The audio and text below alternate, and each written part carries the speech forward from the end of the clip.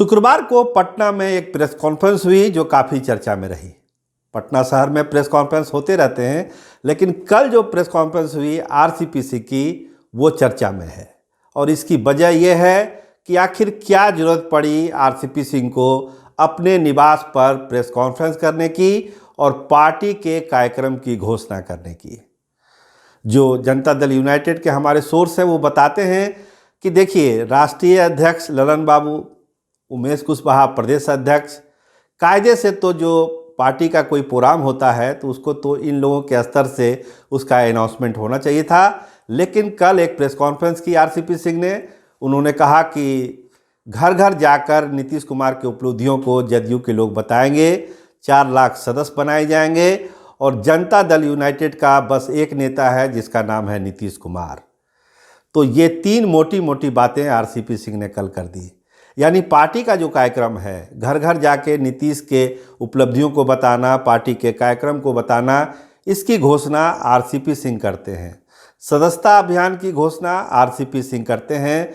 तो जो विरोधी हैं और जनता दल यूनाइटेड के भी कुछ लोग हैं तो बताते हैं तो फिर ललन सिंह और उमेश कुशवाहा किस काम के लिए हैं, जब पार्टी का कार्यक्रम भी अगर आरसीपी सिंह ही बता रहे हैं लोगों को, मीडिया को, लोगों का जमावड़ा जुट रहा है, कार्यकर्ताओं का जमावड़ा आरसीपी के घर पे आ रहा है, तो फिर ललन सिंह और उमेश कुशवाहा किस काम के लिए हैं, ये समझने में लोगों को थोड़ी परेशानी हो रही है। खासकर राष्ट्रीय जनता दल के लोग इसको समझ नहीं पा रहे हैं कि आखिर मामला क्या है। देखिए, मामला फिर वहीं से शुरू होता है कि कौन केंद्रीय मंत्री बनेगा, कौन पार्टी का राष्ट्रीय अध्यक्ष बनेगा। ये जो सिलसिला शुरू हुआ 4-5 महीने 6 महीना पहले, वो सिलसिला लगातार जारी है। जो एक युद्ध विराम वाली स्थिति थी वो लगभग ख़त्म हो चुकी है आरसीपी सिंह और ललन सिंह के बीच में, और अपने अपने हिसाब से चीज़ों को दोनों नेता आगे बढ़ा रहे हैं। यूपी चुनाव की जब चर्चा हुई प्रेस कॉन्फ्रेंस में तो आरसीपी ने कहा कि वो चैप्टर क्लोज हो चुका है, उस पर बात करने से कोई फ़ायदा है नहीं। तो यूपी चुनाव को बहुत ज़्यादा तवज्जो आरसीपी सिंह ने नहीं दिया, जबकि ललन सिंह यूपी के चुनाव के लिए काफ़ी कुछ मेहनत कर चुके हैं, वो आप जानते हैं, आपको बताया जा चुका है। तो चीज़ें जनता दल यूनाइटेड में आखिर जा रही है तो किधर जा रही है, क्या कहती है कहानी जनता दल यूनाइटेड की? क्या नीतीश कुमार, ललन सिंह और आरसीपी के बीच युद्ध विराम नहीं करवा पा रहे हैं?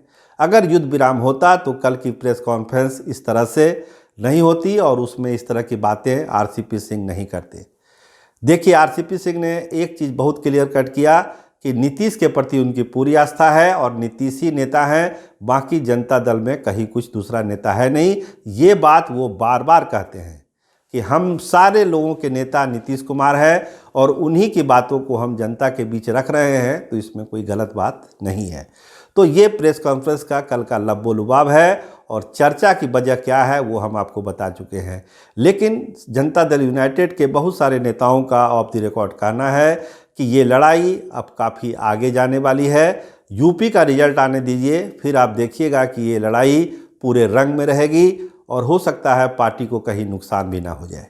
तो ये चीज़ें चल रही है जनता दल यूनाइटेड के। तो देखिए, इंतज़ार करिए 10 मार्च तक का क्या क्या चीज़ें जनता दल यूनाइटेड में आगे बढ़ती है। कैमरामैन रामनंदन के साथ मैं सरोज सिंह, धन्यवाद, नमस्कार।